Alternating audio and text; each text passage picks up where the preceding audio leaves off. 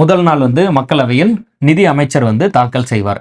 இப்போ நம்ம எந்த ஸ்டேஜை பத்தி பார்த்துட்டு இருக்கோம்? பட்ஜெட் தாக்கல். யாரு தான் தாக்கல் பண்ணோம்? நிதி அமைச்சர் தான் தாக்கல் பண்ணோம். எங்க தாக்கல் பண்ணுவாங்க? மக்களவையில தான் தாக்கல் பண்ணோம்.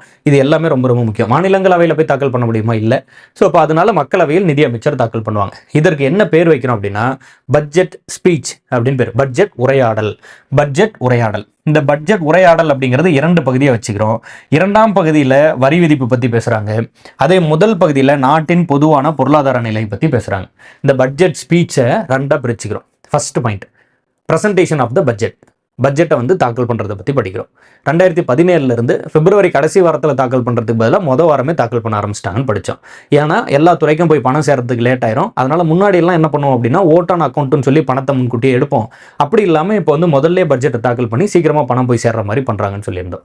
இந்த முதல்ல வந்து பட்ஜெட்டை யார் தாக்கல் பண்ணுறா? நிதி அமைச்சர். எங்கே தாக்கல் பண்ணுறாங்க? மக்களவை.